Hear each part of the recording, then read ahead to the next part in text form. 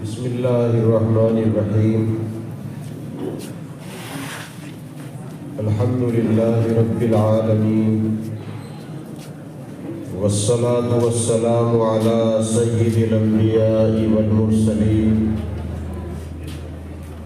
وعلی آلہ واصحابہ واہل بیتہ اجمعین اما بعد اعوذ باللہ من الشیطان الرجیم بسم اللہ الرحمن الرحیم یا ایہا الذین آمنوا ادخلوا فی السلم کافہ ولا تتبعوا خطوات الشیطان۔ بزرگان محترم، شروع سے اب تک جو باتیں ہمارے سامنے آ رہی ہیں وہ سب قرآن و حدیث کے تقاضے کے مطابق ہم لوگوں سے یہ مطالبہ کرتی ہیں کہ ہم اللہ کے پسندیدہ دین، سارے نبیوں کے مذہب اسلام کے اندر پورے کے پورے داخل ہو جائیں۔ سنت اور شریعت کا تقاضا یہی ہے اور مسلمانی اسی کا نام ہے۔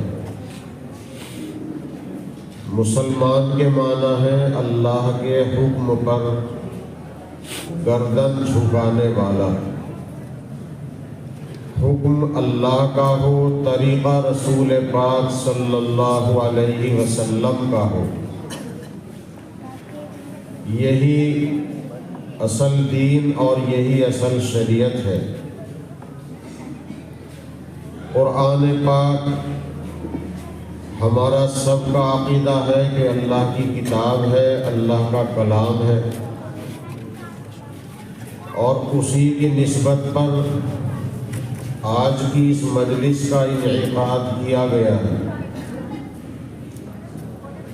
قرآن پاک نبی اکرم صلی اللہ علیہ وسلم نے پڑھا بھی ہے، پڑھ کے سنایا بھی ہے، اور اس کے معنی مطلب بھی آپ نے سمجھائے ہیں۔ قرآن کریم کے تعلق سے یہ بات بزرگوں نے لکھی ہے کہ قرآن پاک سمجھ کر پڑھیں یا بغیر سمجھے پڑھیں، یہ اللہ کی سب سے زیادہ پسندیدہ عبادت ہے۔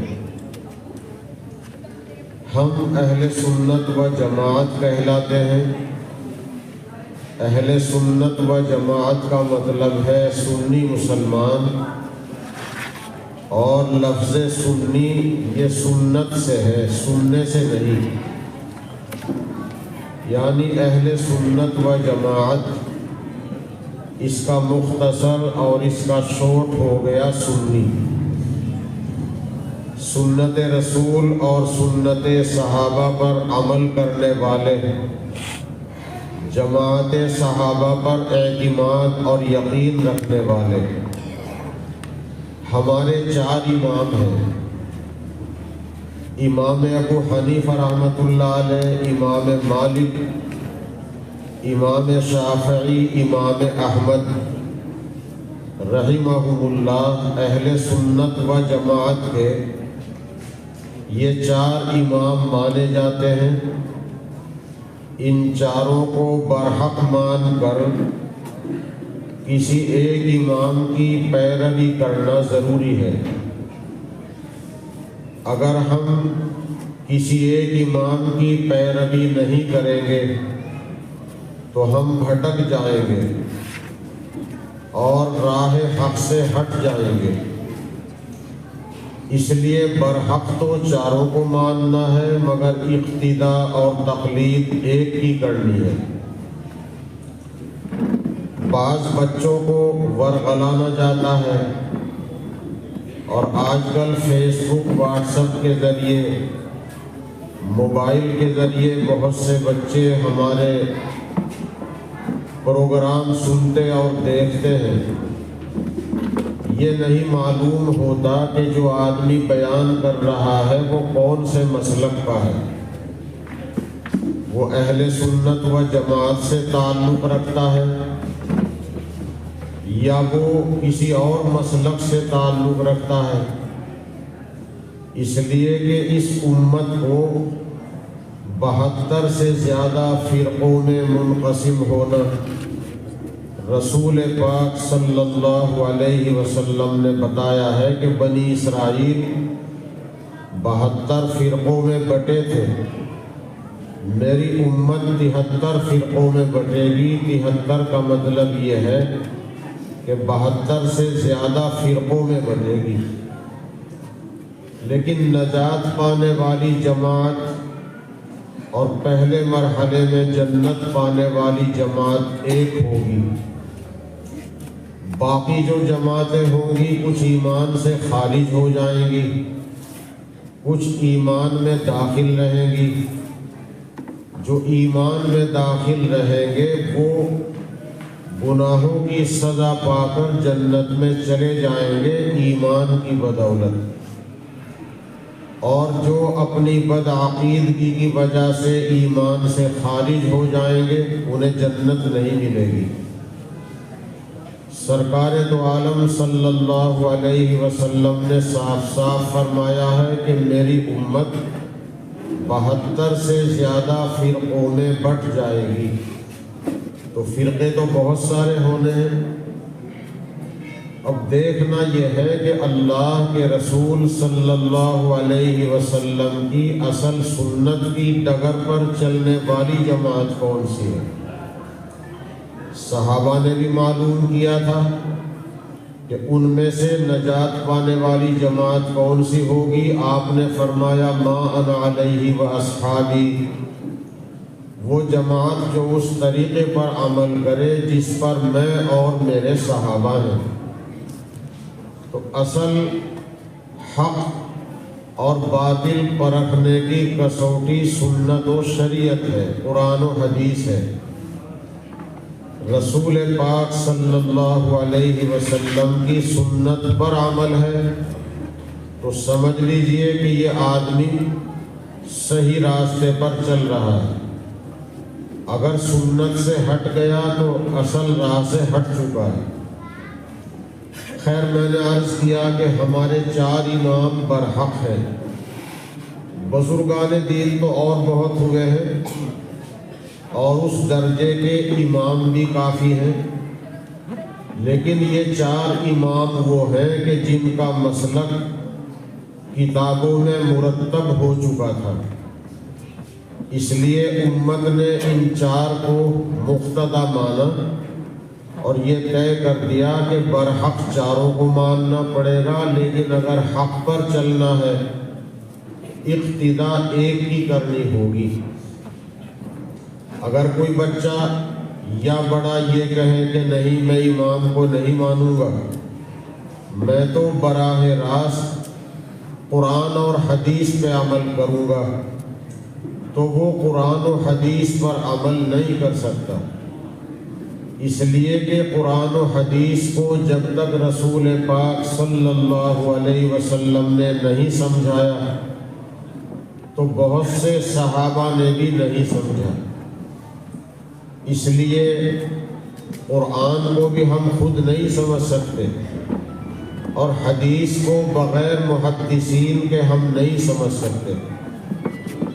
بعض بچے نماز میں رفع یدین کرتے ہیں، ابھی بات مولانا حبیب اللہ مدنی صاحب نے بتائی، ٹھیک ہے رفع یدین کرنے والے کی نماز بھی ہو جاتی ہے، اصل بات یہ ہے کہ افضل طریقہ کون سا ہے۔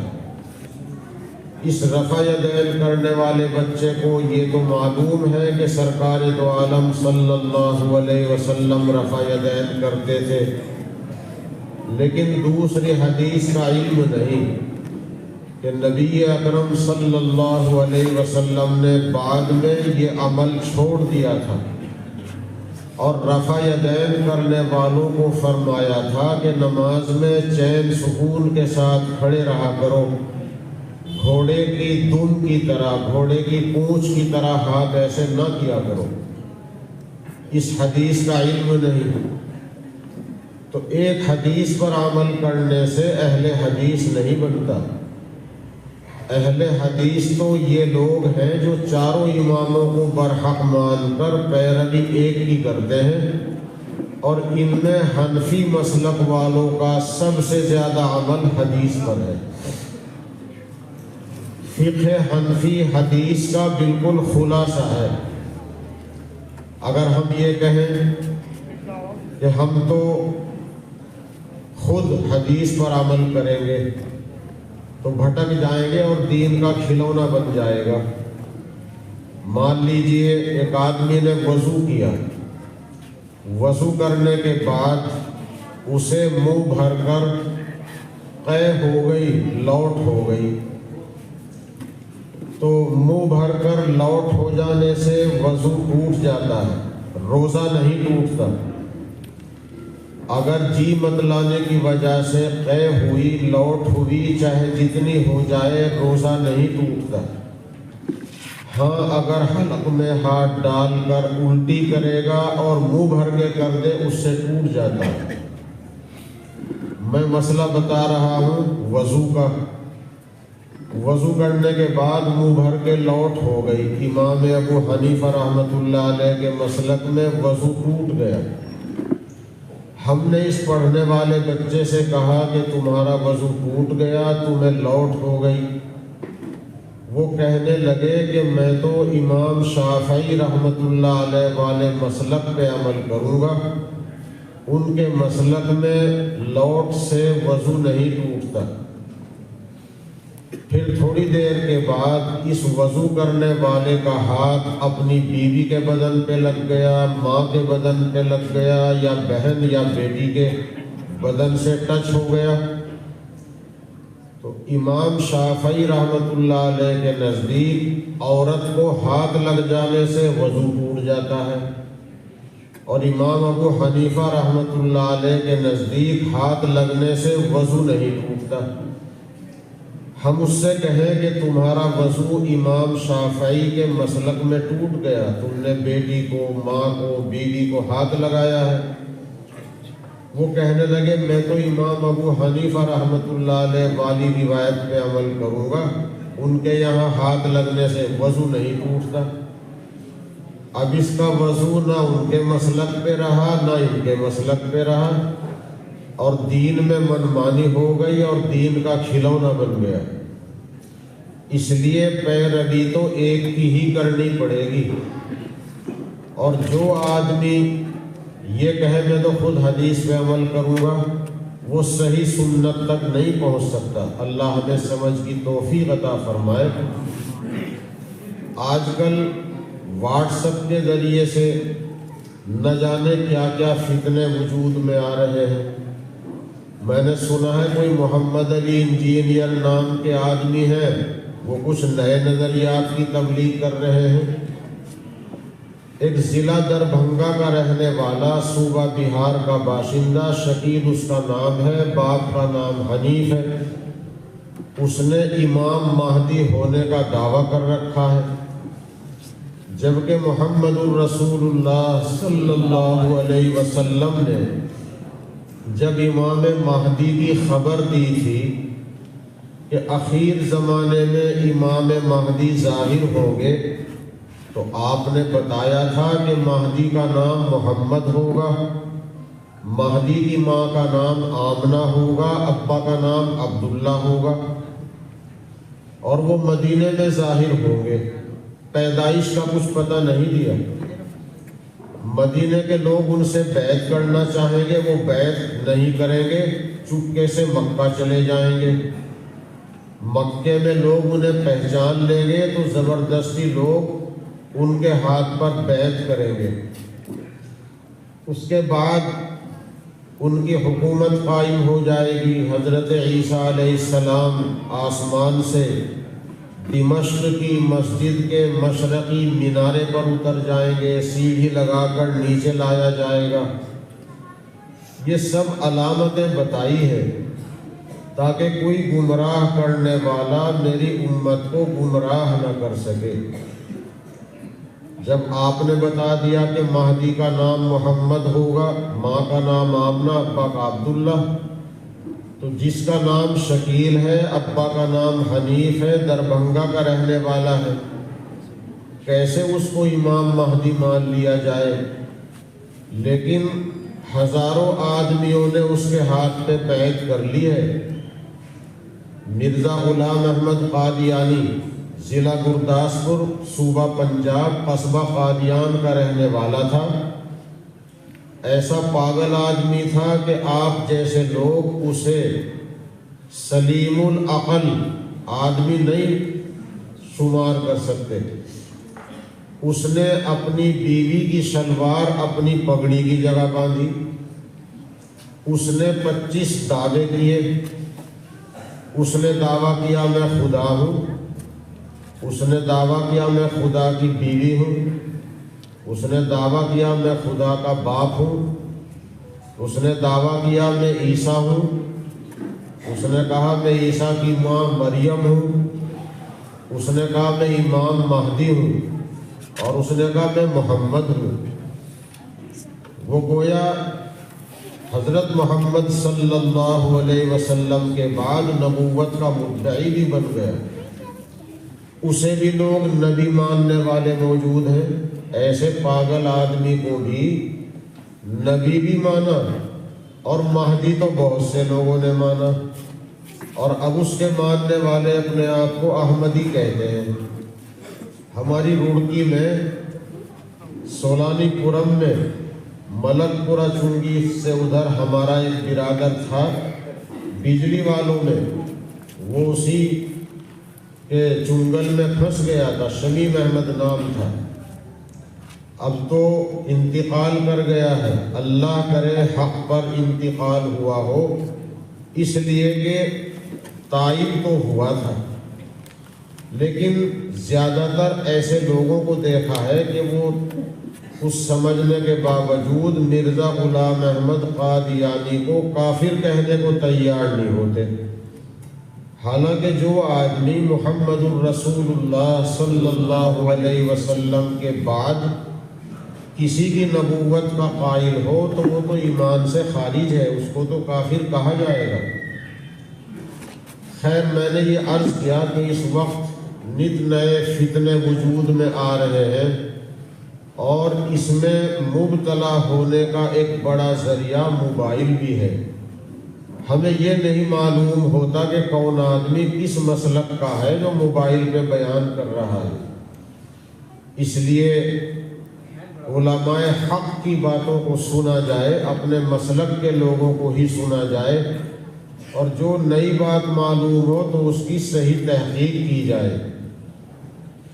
حضرت امام احمد ابن حنبل رحمۃ اللہ علیہ جو 4 اماموں میں سے ایک ہیں، انہوں نے اللہ تعالیٰ کی خواب میں تقریباً 100 مرتبہ زیارت کی۔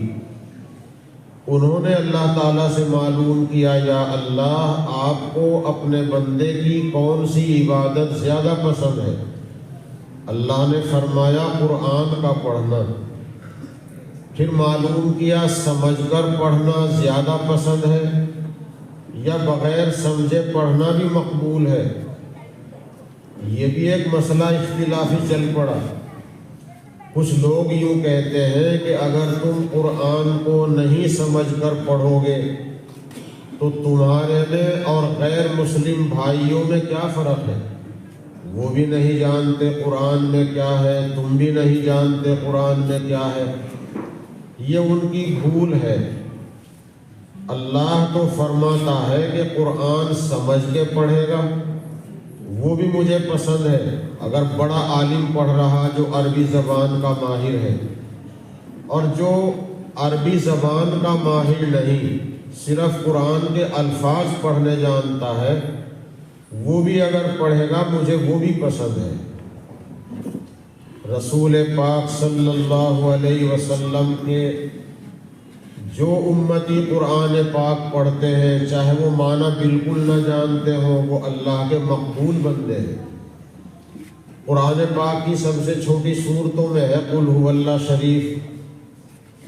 رسول اللہ صلی اللہ علیہ وسلم کے ایک صحابی محلے میں امامت کرانے لگے، وہ الحمد شریف کے بعد کوئی سورت بھی ملاتے تھے، قل هو اللہ شریف بھی پڑھتے تھے۔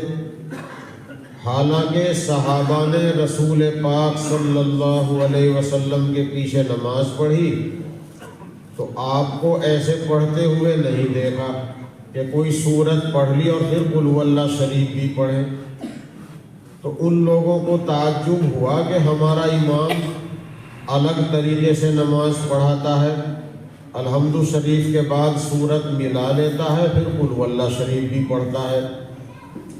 شکایت لے کے پہنچے رسول اللہ صلی اللہ علیہ وسلم کے پاس کہ ہمارا امام تو ایسے نماز پڑھاتا ہے۔ تو آپ نے انہیں بلا کر معلوم کیا تم ایسا کیوں کرتے ہو؟ ایک سورت پڑھ لینا کافی ہے، تم قل هو اللہ شریف بھی پھر کیوں پڑھتے ہو؟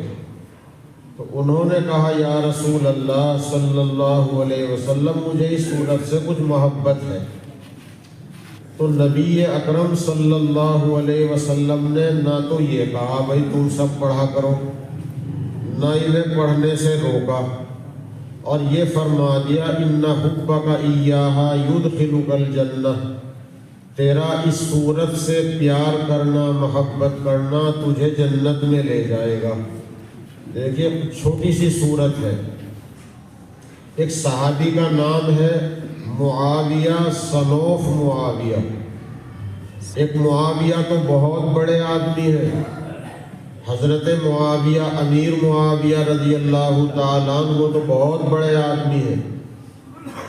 انہیں تو مولانا احمد رضا خان صاحب بریلوی نے خلفائے راشدین میں شمار کیا۔ وہ تو رسول پاک صلی اللہ علیہ وسلم کے صحابی اور صحابی کے بیٹے ہیں، آپ کے سگے سالے ہیں۔ قرآن پاک کی آیتوں کے لکھنے والوں میں ان کا بھی نام ہے، وہ تو بہت بڑے آدمی ہیں۔ لیکن میں دوسرے صحابی کا تذکرہ کر رہا ہوں، ان کا بھی نام تھا معاویہ، ابا کا نام بھی معاویہ۔ رسول اللہ صلی اللہ علیہ وسلم سفر میں گئے اور مدینے میں معاویہ ابن معاویہ کا انتقال ہو گیا۔ یہ قبیلہ مزن سے تعلق رکھتے تھے، معاویہ صنوف معاویہ مزنی۔ تو جبرائیل فرشتہ رسول پاک صلی اللہ علیہ وسلم کے پاس آیا اور کہا یا رسول اللہ صلی اللہ علیہ وسلم، مدینے میں معاویہ کا انتقال ہو گیا ہے، جنازے کی نماز وہاں بھی ہوگی، لیکن اللہ کی مرضی یہ ہے کہ آپ بھی ان کے جنازے کی نماز پڑھیں۔ رسول اللہ صلی اللہ علیہ وسلم ہر جگہ حاضر و ناظر نہیں تھے، ورنہ جبرائیل کو یہاں آنے کی ضرورت ہی نہیں تھی اور مدینے میں کسی اور کو امام بنانے کی ضرورت نہیں تھی۔ جب آپ سفر میں جاتے تھے اپنی جگہ دوسرے کو امام بنا کے جاتے تھے۔ آپ نے جبرائیل سے کہا جبرائیل مدینے میں تو صحابہ کرام موجود ہیں، نماز وہاں ہوگی۔ جبرائیل نے کہا اللہ کی مرضی یہ ہے آپ بھی پڑھیں، اور جنازے کا سامنے ہونا ضروری ہے۔ جنازے کی نماز ہونے کے لیے ضروری ہے کہ جنازہ سامنے ہو۔ اگر جنازہ سامنے نہیں ہوگا تو جنازے کی نماز نہیں ہوگی۔ یہاں رک کر ہی کچھ مسائل عرض کر دوں۔ میت کا پاک ہونا بھی ضروری ہے اور میت کا موجود ہونا بھی ضروری ہے۔ اگر خدا نخواستہ کوئی ایکسیڈنٹ وغیرہ کوئی حادثہ ہو جائے اور بدن مکمل موجود نہ ہو تو پھر یہ دیکھنا چاہیے کہ اوپر کی طرف کا بدن موجود ہے یا نیچے کی طرف کا۔ اگر پیروں کی طرف سے بدن موجود ہے تو آدھے سے زیادہ موجود ہو تب نماز ہوگی، ورنہ نہیں۔ اور اگر سر ہے تو سر کی طرف کا دھڑ اگر آدھے سے کم بھی ہوگا تب بھی نماز پڑھنی پڑے گی اور نماز ہو جائے گی۔ جب جنازے کی نماز ہوتی ہے تو کوئی آدمی بعد میں آتا ہے، جو آدمی شروع تکبیر سے شریک نہیں تھا وہ آیا تو اس کو چاہیے کہ وہ اگلی تکبیر کا انتظار کر لے، اگر یہ یقین ہو کہ ابھی 3 تکبیریں نہیں ہوئی، کیونکہ چوتھی تکبیر پر جنازے کی نماز پوری ہو جاتی ہے۔ آنے والے کو اگر یہ اندازہ ہے ابھی 1 یا 2 ہی تکبیر ہوئی تو اگلی کا انتظار کرے۔ جب امام اللہ اکبر کہے تو یہ اللہ اکبر کہہ کے شریک ہو جائے یا آتے ہی شریک ہو جائے۔ جب امام سلام پھیرے اور اس کی کوئی تکبیر چھوٹ گئی ہے تو یہ سلام نہ پھیرے، بلکہ جلدی جلدی سے اللہ اکبر کہے اور پھر سلام پھیرے، یہ دعا نہ پڑھے۔ اگر یہ دعا پڑھے گا تو لوگ جنازہ سامنے سے اٹھا لیں گے، اور جنازے کی نماز کے صحیح ہونے کے لیے شرط ہے کہ جنازہ سامنے ہو۔ تو جس کی تکبیریں چھوٹ گئیں اسے دعا نہیں پڑھنی، بس اللہ اکبر کہنا ہے اور پھر سلام پھیرنا ہے، تاکہ لوگ جنازہ اس کے سامنے سے نہ اٹھائیں۔ یہ بات بھی سمجھ لیں، بہت سے بھائیوں کے کام آتی ہے کہ جنازے کی نماز میں فرض بھی صرف 2 ہیں۔ ایک تو قیام کرنا، اگر کھڑے نہیں ہو سکتے تو بیٹھ جانا، اور ایک 4 مرتبہ اللہ اکبر کہنا، بس یہ 2 فرض ہیں۔ دعا یاد ہے پڑھے، نہ یاد ہو نہ پڑھے، سیکھنے کی کوشش کرے، لیکن جنازے کی نماز میں بس یہ 2 ہی فرض ہیں۔ وضو کر کے جماعت میں شامل ہو جائیں اور امام صاحب کے ساتھ 4 مرتبہ اللہ اکبر کہہ دیں، اس کے بعد سلام پھیر دیں، نماز ہو گئی، مرنے والے کا آخری حق ہمارے ذمہ تھا ادا ہو گیا، اور احد پہاڑ کی چوٹیوں کے برابر ہمیں ثواب مل گیا۔ رسول پاک صلی اللہ علیہ وسلم فرماتے ہیں جس کے جنازے میں 40 مسلمان ایسے شریک ہوں جو شرک نہ کرتے ہوں اس کی مغفرت ہو جاتی ہے، جس کے جنازے میں 3 صفیں ہو جائیں مغفرت ہو جاتی ہے۔ کیا مطلب؟ جنازے کی نماز ایک سفارش کی طرح ہے، سفارش کرنے والے زیادہ ہوں تو اور اچھا ہے۔ اس کے ساتھ ساتھ مسئلہ یہ ہے کہ کسی جنازے کے کفن دفن میں دیر کرنا کہ فلاں نماز کے بعد دفن کریں گے اور کئی گھنٹے کا انتظار کریں گے، یہ مناسب نہیں، تاکہ نمازی زیادہ ہو جائیں۔ دوسری طرف یہ ہے کہ کفن دفن میں جلدی کرنا ہے۔ اسی کے ساتھ ایک مسئلہ یہ چل پڑا ہے کہ انتقال رات میں ہوا، دفن صبح کو ہونا ہے 10-11 بجے، تو کچھ لوگ یہ کہنے لگے کہ نہلا کر کفنا کر ابھی رکھ دو، نماز صبح کو ہو جائے گی۔ تو یہ نہلا کر دیر کرنا بغیر نہلائے دیر کرنے سے بھی زیادہ برا ہے۔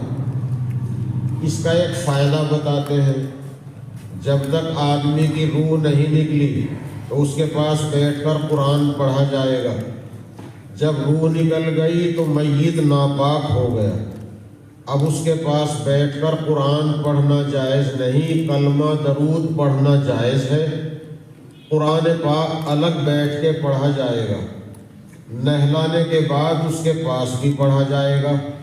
تو لوگ یہ سمجھانے لگے کہ ابھی سے نہلا دو تاکہ قرآن اس کے پاس پڑھنا جائز ہو جائے۔ یہ ایسی ضرورت نہیں ہے جس کی وجہ سے ابھی نہلایا جائے، قرآن پاک تو ہم برآمدے میں، صحن میں، دوسرے گھر میں بھی پڑھ سکتے ہیں، لیکن نہلانے کے بعد دیر کرنا اور برا ہے، بغیر نہلائے دیر کرنے سے بھی برا ہے۔ تو اس میں بھی ہمیں کفن دفن میں دیر نہیں کرنی۔ جنازے کے تعلق سے یہ بات سامنے آئی کہ جنازہ سامنے ہو تو نماز ہوگی۔ محمد الرسول اللہ صلی اللہ علیہ وسلم مدینے سے باہر ہیں اور جنازے کی نماز پڑھنی ہے، اور جنازہ وہاں ہے نہیں، وہ مدینے میں ہے، تو جبرائیل تو اٹھا کے لا سکتے تھے، لیکن اگر جنازہ اٹھا کے لاتے تو مدینے میں شور مچ جاتا، وہی جنازہ کہاں گیا۔ فرشتوں نے کبھی کبھی کسی صحابی کی لاش کو اٹھایا ہے غسل دینے کے لیے۔ ایک اللہ کا بندہ، نبی کا صحابی، نئی شادی ہوئی، احد کی لڑائی چل رہی ہے، خبر آ گئی کہ حضور کو شکست ہو گئی، غسل کیے بغیر چلے گئے، شہید ہو گئے۔ رسول پاک صلی اللہ علیہ وسلم کیونکہ عالم الغیب نہیں تھے، سارے نبیوں سے زیادہ، ساری دنیا سے زیادہ علم ان کے پاس تھا، لیکن پھر بھی عالم الغیب تو اللہ ہی ہے، تو انہیں معلوم نہیں تھا کہ یہ جنابت کی حالت میں تھے اور ان کو غسل دینا ہے۔ کیوں؟ شہید کو غسل نہیں دیا جاتا۔ جو آدمی شہید ہے خالص ظلماً مارا گیا، کسی انسانیت کے قاتل نے، ایمان کے مخالف نے، اللہ کے دشمن نے اس کو مارا، یا کسی مسلمان نے تعصب میں مار دیا، ظلماً مارا اور چوٹ لگتے ہی مر گیا، نہ دوائی کھائی، نہ پانی پیا، نہ کسی سے بات کی، یہ ہے شہید۔ اس کو غسل نہیں دیا جاتا، انہی کپڑوں میں دفن کر دیا جائے گا، نماز پڑھی جائے گی۔ تو اب یہ جو احد کی لڑائی کے 70 شہید تھے صحابہ، ان کو تو بغیر غسل کے دفن کرنا تھا، اور یہ حضرت حنظلہ رضی اللہ تعالیٰ عنہ چلے آئے تھے ناپاکی کی حالت میں، یہ سن کر کہ صحابہ کرام کو شکست ہو گئی، نبی کو شکست ہو گئی، شہید ہو گئے۔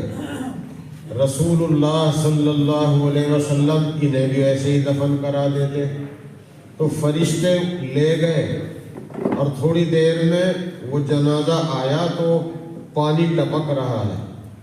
اب رسول اللہ صلی اللہ علیہ وسلم نے بتایا کہ ان کو فرشتوں نے غسل دیا ہے۔ اب جبرائیل نے آپ کو بتا دیا کہ ایسا ایسا تھا، تو خیر جبرائیل تو جنازہ لا سکتے تھے مگر نہیں لائے۔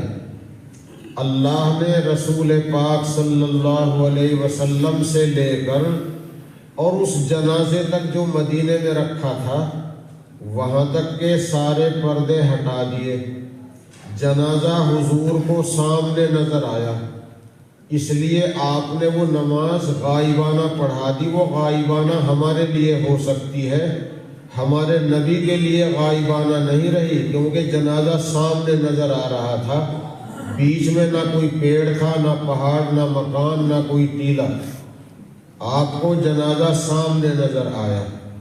یہ تو آپ کا معجزہ تھا۔ جب رسول اللہ صلی اللہ علیہ وسلم نے اپنی مسجد کی بنیاد رکھی تو آپ نے کعبے کو دیکھ کے بنیاد رکھی، حالانکہ کعبہ مسجد نبوی سے 300 میل کی دوری پر ہے، 450 کلومیٹر، لیکن اللہ نے مدینے سے مکے تک سارے پردے ہٹا دیے اور کعبہ حضور کو سامنے نظر آیا، اسے دیکھ کر مسجد کی بنیاد رکھی ہے۔ اور یہ جو آج کل کی کمپاس مشینیں چل رہی ہیں یہ ایڑیے کے لیے ہیں، 100% بھروسے کے لیے نہیں۔ مسجد نبوی کا رخ اگر کمپاس سے دیکھتے ہیں تو کچھ تھوڑا سا ہٹا ہوا دکھائی دیتا ہے، حالانکہ وہ ہٹا ہوا نہیں، وہ تو رسول اللہ صلی اللہ علیہ وسلم نے کعبے کو دیکھ کے بنیاد رکھی ہے۔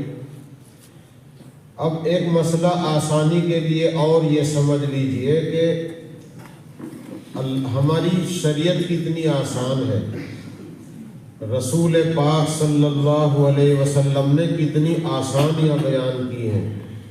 ہم لوگ جو کعبے سے دور ہیں، جون کے مہینے میں دن سب سے بڑا ہوتا ہے، سورج سامنے پچھم میں غروب ہوتا ہے اور دسمبر کے اخیر میں دن سب سے چھوٹا ہوتا ہے، اور یہ سورج دکھن میں غروب ہوتا ہے۔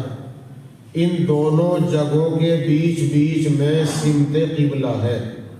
اگر آپ کو یہ اندازہ ہو گیا کہ میرا رخ، میری مسجد کا رخ، میری عیدگاہ کا رخ، ہماری قبر کا رخ سورج کے جون میں چھپنے کی جگہ اور دسمبر میں چھپنے کی جگہ کے بیچ بیچ میں ہے، تو سمجھ لو رخ صحیح ہے، چاہے قطب نما غلط بھی بتائے۔ خیر، رسول اللہ صلی اللہ علیہ وسلم نے معاویہ ابن معاویہ کی نماز پڑھا دی۔ حضرت نبی اکرم صلی اللہ علیہ وسلم نے پوچھا، جبرائیل نماز تو مدینے میں ہو چکی ہے، پھر میرے سے کیوں پڑھوائی؟ اور مجھے ایسا محسوس ہوا کہ اس کے جنازے میں تو لاکھوں فرشتے آسمانوں کے ہیں، زمین والے فرشتے تو رہتے ہی ہیں، نمازوں میں رہتے ہیں، جنازے میں رہتے ہیں، کبھی کبھی جنازہ بھی اٹھاتے ہیں، جنازہ کبھی ہلکا لگتا ہے تو فرشتوں نے اٹھا لیا۔ تو جبرائیل سے پوچھا، جبرائیل یہ تو بتاؤ کہ اس کی نماز میرے سے بھی کیوں پڑھوائی ہے، اور اس کے جنازے میں لاکھوں فرشتے مجھے آسمانوں کے محسوس ہوئے ہیں۔ تو جبرائیل نے بتایا، یا رسول اللہ صلی اللہ علیہ وسلم، یہ آپ کا صحابی چلتے پھرتے اٹھتے بیٹھتے پاکی کی حالت میں قل هو اللہ شریف کا ورد رکھتا تھا۔ اللہ کو اس کا یہ عمل پسند آ گیا کہ قل هو اللہ ہی پڑھتا رہتا ہے۔ تو دیکھیے، یہ ہے قل هو اللہ شریف، چھوٹی سی سورت، قرآن کی ایک سورت۔ تو قرآن کا پڑھنا اللہ کا پسندیدہ عمل ہے، سمجھ کے پڑھیں تب بھی، اور ہم جیسے بغیر سمجھے پڑھیں تب بھی اللہ کے مقبول ہے، لیکن پڑھتے رہنا چاہیے۔ اللہ ہمیں توفیق عطا فرمائے۔ جو ہمارے بھائی یہ کہہ رہے ہیں کہ اگر سمجھ کے نہیں پڑھو گے تم میں غیروں میں کیا فرق ہے، یہ ان کی بھول ہے۔ اس لیے قرآن پڑھیں، سمجھ کر پڑھنے کے لیے عالم بنائیں، اور سب آدمی عالم نہیں بن سکتے، لیکن قرآن پڑھنا سب سیکھیں۔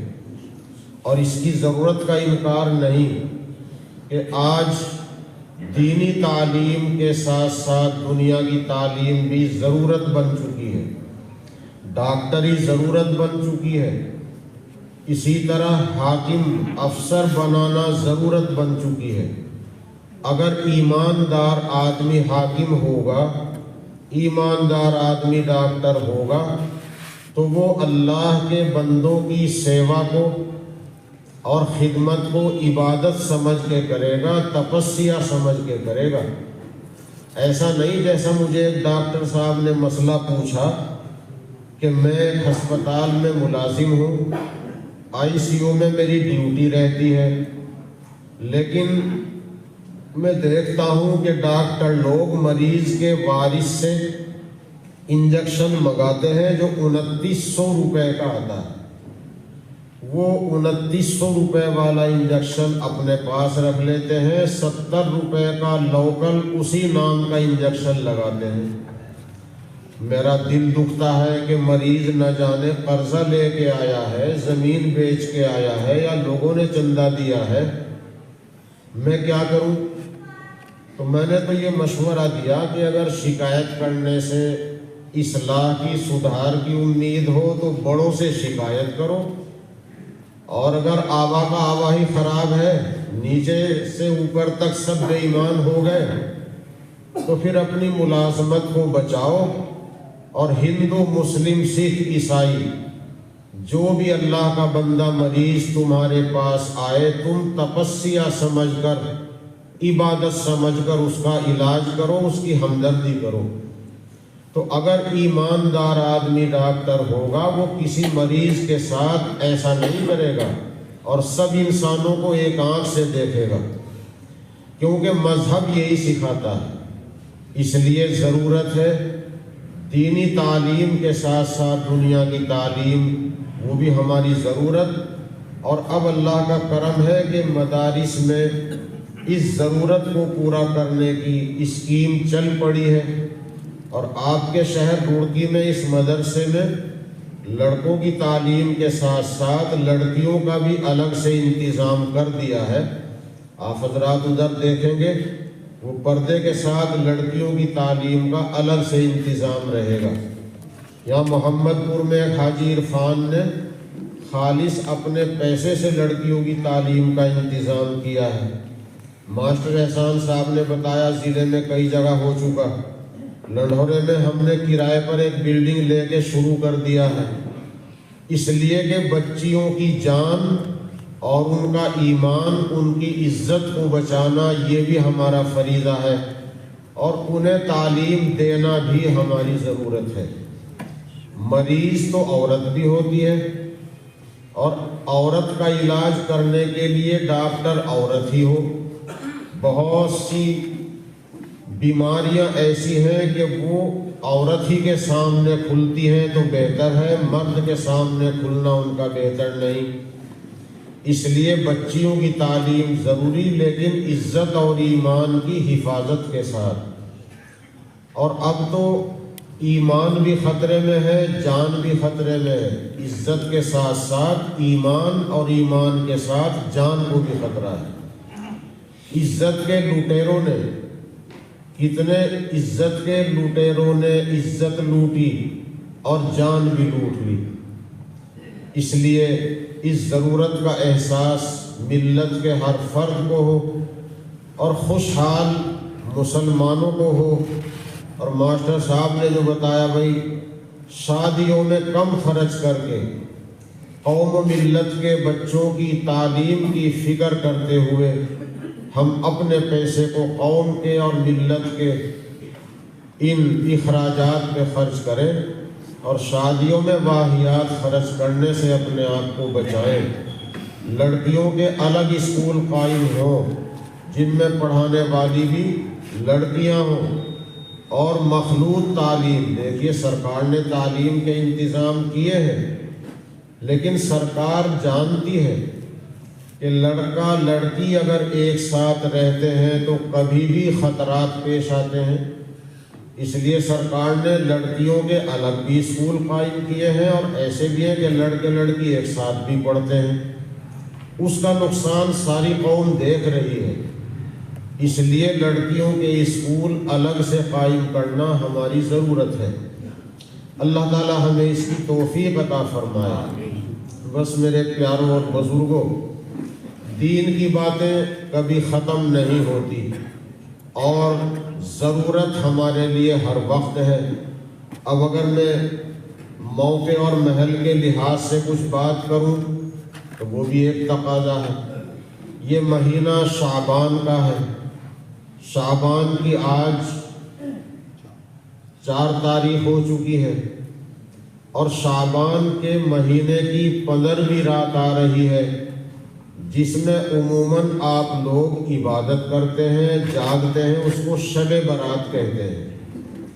یہ شب برات سنی مسلمانوں کا تہوار نہیں ہے، اہل سنت و جماعت کے لیے تو یہ عبادت کی رات ہے، فیصلوں کی رات ہے۔ اللہ تعالیٰ اس رات میں اگلی شب برات تک فیصلے کرتا ہے کہ کون پیدا ہوگا، خدا نخواستہ کس کی وفات ہوگی، کس کے کاروبار میں نفع ہوگا، خدا نہ کرے کسے نقصان ہوگا، کس بیمار کو شفا ملے گی، خدا نہ کرے کون بیمار ہوگا۔ یہ فیصلے پورے سال کے شب برات میں ہوتے ہیں، اور رمضان کی شب قدر میں وہ فیصلے فرشتوں کے حوالے کر دیے جاتے ہیں کہ اس کے مطابق، اس کے انوسار چلتے رہو۔ تو یہ رات عبادت کی رات ہے، دعا کی رات ہے۔ اللہ ہمارے لیے، پوری قوم کے لیے، ہمارے ملک کے لیے، ساری دنیا کے لیے خیر کے فیصلے فرمائے۔ عبادت کریں، صدقہ خیرات کریں، کسی کو پریشان کیے بغیر، کسی کو جگائے بغیر خود جاگیں، کسی کو جگائے بغیر ہو سکتا ہے قبرستان چلے جائیں، نہیں تو مسجد سے اور گھر سے ایصال ثواب کر دیں۔ نبی اکرم صلی اللہ علیہ وسلم کا ایک مرتبہ قبرستان جانا ثابت ہے، بغیر اعلان کے گئے، کسی اور کو لے کے نہیں گئے۔ اب ہم 2-4 آدمی کہیں عبادت کر رہے ہیں تو مل کے بھی جا سکتے ہیں، لیکن ہمارے آنے جانے کی آہٹ نہ ہو جو سونے والوں کو تکلیف ہو۔ جب آرام کا تقاضا ہو آرام کریں، سو جائیں۔ خرافات میں وقت گزارنے سے بہتر سونے والا ہے۔ سونے والا خرافات نہیں کرتا، اس لیے جتنی دیر ہو عبادت کریں، جب نیند آئے سو جائیں۔ ہمت ہو صبح کو روزہ رکھ لیں، نہ چاہے نہ رکھیں، نفلی روزہ ہے۔ نفلی روزے کا اعلان مسجدوں میں، مائک میں، سحری میں کرنا بھی بہتر نہیں۔ بس رات کو مائک میں ہی بتا دیں عشاء کے بعد کہ سحری کی بندش کا وقت اتنے بج کر اتنی منٹ پر ہے، بھائی بہن جو روزہ رکھیں گے سحری کھائیں گے، اس وقت تک سحری کھائیں، اس کے بعد نہ کھائیں۔ پھر ہم سحری میں اعلانات نہ کریں۔ تو شب برات ہمارے لیے تو عبادت کی رات ہے سنیوں کے یہاں۔ ہاں شیعہ حضرات کے یہاں تہوار ہے، شیعہ حضرات کا یہ ایک تہوار ہے۔ وہ کیسے ہے؟ میں نے پہلے عرض کیا ہمارے سنیوں کے تو 4 امام ہیں اور شیعہ حضرات کے 12 امام ہیں۔ ہمارے میں اور شیعہ حضرات میں بہت بڑا فرق ہے۔ اسی لیے مولانا احمد رضا خان صاحب بریلوی نے لکھا ہے کہ سنیت کا رافضیت سے کوئی واسطہ نہیں، کوئی قارورہ ملتا ہی نہیں۔ دیکھو اذان شیعہ حضرات کی الگ، سنیوں کی الگ۔ ان کی اذان 3 وقت ہوتی ہے، ظہر میں، مغرب میں اور فجر میں۔ وہ ظہر اثر کو ظہر میں پڑھتے ہیں، مغرب عشاء کو مغرب میں پڑھتے ہیں، فجر کو الگ پڑھتے ہیں۔ جماعت ان کے یہاں نہیں ہوتی، ہاتھ چھوڑ کے نماز پڑھتے ہیں، سجدہ ٹھیکری پہ کرتے ہیں، وضو میں پہلے پیر دھوتے ہیں، افطاری سنیوں کے بعد کرتے ہیں، سحری کی بندش سنیوں سے پہلے کرتے ہیں۔ قرآن کے بارے میں ان کی کتابوں میں لکھا ہے کہ یہ قرآن اللہ کی اصلی کتاب نہیں، اصلی قرآن کو ہمارے 12 امام لے کے غار میں چھپے ہوئے ہیں۔ اذان کے الفاظ ان کے بہت زیادہ ہیں۔ اللہ اکبر، اللہ اکبر 4 سانس میں، پھر اشہد ان محمد رسول اللہ کے بعد اشہد ان من المؤمنین امام المتقین علی ولی اللہ وصی رسول اللہ و خلیفتہ بلا فصل، یہ بھی اذان میں ہے۔ پھر حیا علی خیر العمل، حیا علی خیر العمل، یہ بھی اذان میں ہے۔ اور فجر کی اذان میں الصلاۃ خیر من النوم نہیں ہے۔ پھر اللہ اکبر 2 سانس میں ہے، پھر لا الہ الا اللہ 2 مرتبہ ہے۔ یہ ساری چیزیں بتاتی ہیں کہ سنیت الگ ہے اور شیعیت الگ ہے، اور سنیت میں پھر بریلویت اور دیوبندیت، یہ کتابوں کے لحاظ سے تو ایک ہے، مگر کچھ کھانے پینے کے مسئلوں میں الگ الگ ہو گئے۔ کھانے پینے کے مسئلوں نے ہم کو الگ الگ کر دیا۔ علماء حق کہتے ہیں فاتحہ درود پڑھو، کرایہ لیے بغیر پڑھو۔ فاتحہ درود پڑھو، اس کے بدلے میں کرایہ مت لو۔ علماء حق کہتے ہیں کہ تم 30ویں دن، 10ویں دن، 40ویں دن کھانا پکاؤ تو اس کو ضروری نہ سمجھو کہ 30ویں، 10ویں، 40ویں ہی دن کرنا ہے، جب چاہے کرو، لیکن خود نہ کھاؤ، مالداروں کو نہ کھلاؤ، صرف غریبوں کو کھلاؤ۔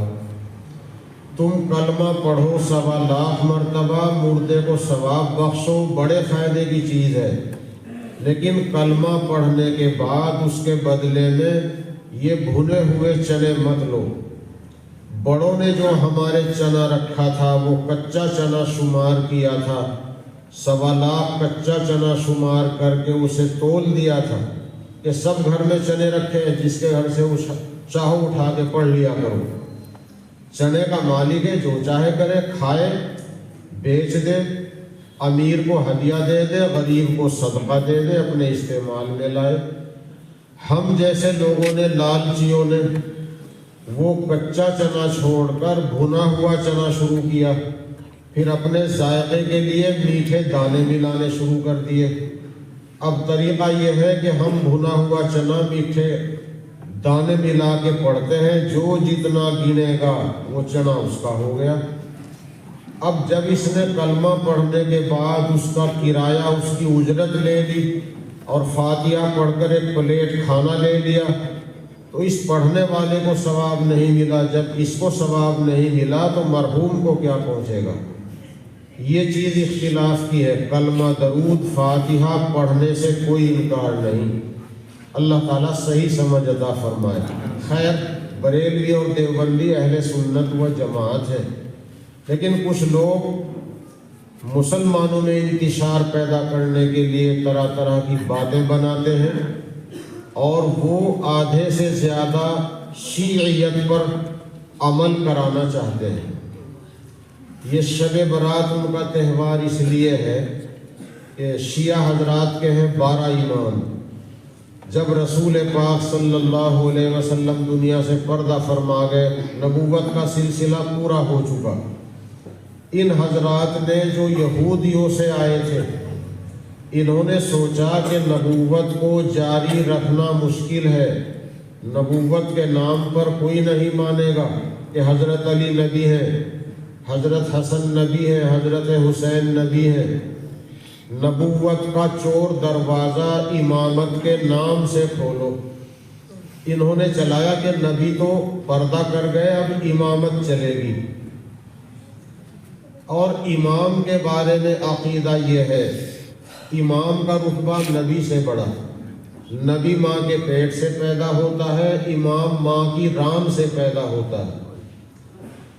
نبی معصوم، امام بھی معصوم ہوتا ہے۔ امام جیسے سامنے دیکھتا ہے، پیچھے بھی دیکھتا ہے۔ امام جس چیز کو چاہے حلال بتا دے، جس چیز کو چاہے حرام بتا دے، اتنا بھی ادھیکار اللہ نے امام کو دیا ہے۔ یہ سب عقیدے شیعہ حضرات کے ہیں، تاکہ امام کا رتبہ نبی سے بڑھ جائے۔ چلتے چلتے چلتے چلتے 11 امام ہو گئے۔ ان سب کو ہم بھی اپنا پیشوا، اپنا بزرگ مانتے ہیں، لیکن امام جس معنی میں شیعہ حضرات کے یہاں ہے وہ الگ چیز ہے۔ یہ مہینہ تھا، پلاننگ کے تحت اعلان کر دیا کہ دیکھو امام بھی آخری کوئی نہ کوئی ہونا ہے، اور امامت کا سلسلہ بھی منتہی ہونا ہے۔ تو شب برات کے دن اعلان کر دیا کہ آخری امام جو 12 امام ہیں وہ پیدا ہو گئے، اور وہ اللہ کی کتاب کو یعنی قرآن کو لے کر غار میں چھپ گئے۔ سر من رعا، یہ نام ہے اس غار کا جس میں چھپ گئے۔ لوگوں نے معلوم کیا کہاں ہے، کہ وہ تو امام غیب ہے، وہ امام غیب ہیں، اور قرآن کو لے کے چلے گئے، قیامت سے پہلے نکلیں گے۔ تو گویا یہ قرآن اب اصلی نہیں، نعوذ باللہ، حالانکہ اس کا ایک ایک حرف ایک نقطہ اصلی ہے۔ لاکھوں حافظ ہر زمانے میں رہتے ہیں، گڑبڑ کرنے والا گڑبڑ نہیں کر سکتا۔ تو انہوں نے اس مہینے کی 14 تاریخ میں ایک سن میں، وہ سن میرے ذہن میں نہیں، اعلان کر دیا کہ لوگوں 12 امام پیدا ہو گئے، پٹاخے چلاؤ، حلوے بناؤ، مٹھائیاں تقسیم کرو، آخری امام کی پیدائش کی خوشی مناؤ۔ یہ ہے وہ پٹاخے اور حلوے پکانے کی ایجاد، یہ شیعہ حضرات کی ایجاد ہے۔ ان کے 12 فرضی امام غیب اس تاریخ میں پیدا ہوئے ہیں۔ یہ سب چیزیں، یہ چراغاں کرنا، حلوے اور یہ پٹاخے، ان کی پیدائش کی خوشی میں، حالانکہ وہ فرضی ہے۔ اس لیے ہمیں سنی مسلمانوں کو ایسا کوئی عمل نہیں کرنا جو سنت و شریعت کے خلاف ہے۔ اللہ کہتا ہے اے ایمان والو مذہب اسلام میں پورے کے پورے داخل ہو جاؤ اور پورے کے پورے داخل رہو۔ بس تھوڑی سی بات آپ کو سناؤں۔ شب برات کے تعلق سے ایک حدیث ہے، رسول اللہ صلی اللہ علیہ وسلم حضرت عائشہ والے گھر میں تھے، حضرت عائشہ فرماتی ہے کہ رات کو میری آنکھ کھلی تو حضور صلی اللہ علیہ وسلم بسترے پہ نہیں تھے۔ میں نے سوچا کہ حضور کہاں چلے گئے، باہر کو نکل کے دیکھوں کہیں مسجد میں تو نہیں، باہر تو نہیں۔ میں باہر نکلی، چاند کھلا ہوا تھا، تو جنت البقیع جو قبرستان ہے اور مسجد کے قریب ہی ہے، لیکن اس زمانے کی آنکھوں کی روشنی بھی بڑی تھی اور 15ویں رات کا چاند تھا۔ حضرت عائشہ کو نظر آیا کہ حضور صلی اللہ علیہ وسلم قبرستان میں ہیں۔ آپ بھی تشریف لے آئے، یہ بھی تیزی سے آ کے بسترے پہ لیٹ گئی، سانس پھول گیا۔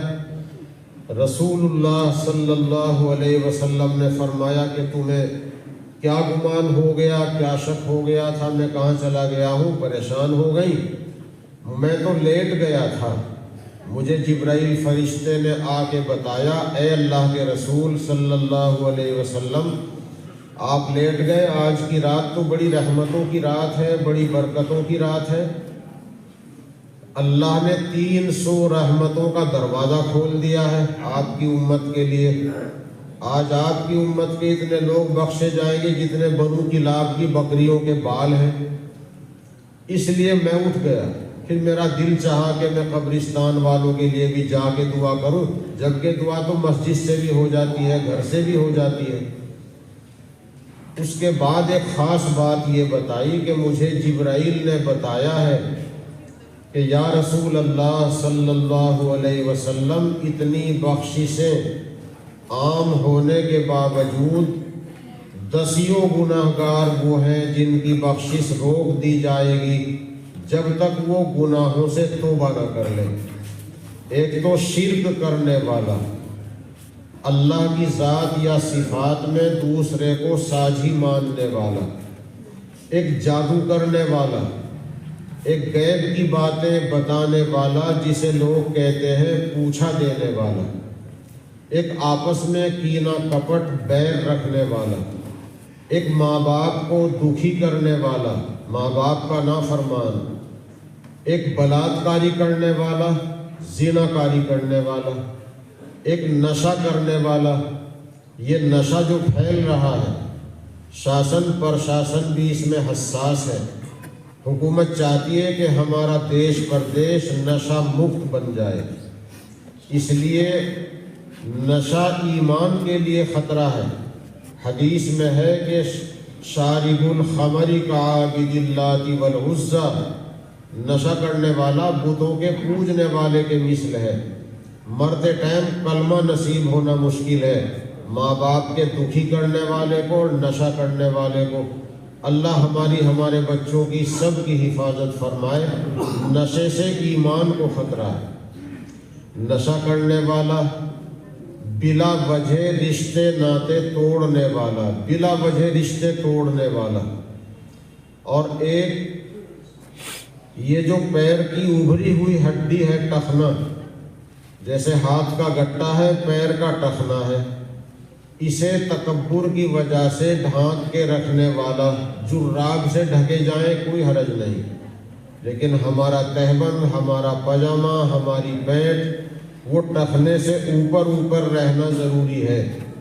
اگر بھولے سے ہو گئی اللہ معاف کرے گا، لیکن جان بوجھ کر ٹخنے مردوں کے لیے ڈھانکنا مکروہ تحریمی ہے، نماز بھی مکروہ تحریمی ہوتی ہے۔ اس لیے بہت سے بھائی موڑ لیتے ہیں، وہ موڑنا اچھا ہے۔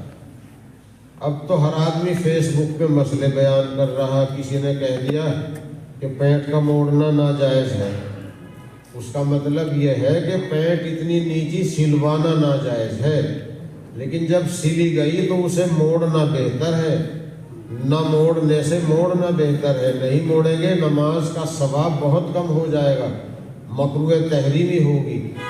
اور حدیث میں ہے کہ تکبر کی وجہ سے جتنا ٹخنا ڈھکا جائے گا اتنا ہی سمجھو جہنم میں ہے۔ اور حدیث میں ہے کہ اللہ پاک اس کی طرف رحمت کی نظر سے نہیں دیکھے گا۔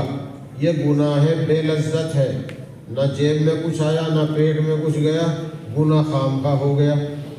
اس لیے ہم اس گناہ سے بھی بچیں۔ ایک بتایا سود کھانے والا، ان کی بخششیں نہیں ہوں گی۔ شب برات میں بھی جب تک توبہ ہی نہ کر لیں۔ اب سود کے بارے میں ذرا سی بات سن لیجئے۔ سرکار نے شکنجہ ایسا کس دیا ہے کہ سود سے بچنا بڑا مشکل ہو گیا۔ اس لیے اب اپنے آپ کو سود سے بچانے کی فکر کرنی ہے، اس لیے کہ حدیث میں ہے 1 روپے کا چھٹا حصہ اگر سود کا اپنے کام میں لگا لیا تو اپنی ماں کے ساتھ بلااتکاری کرنے سے بھی بڑا پاپ ہے۔ سنو ہمارے بچے، ہمارے نوجوان، بینک میں ایف ڈی کرنا حرام ہے کیونکہ ڈبل لینے کی نیت ہے۔ LIC جیون بیمہ حرام ہے۔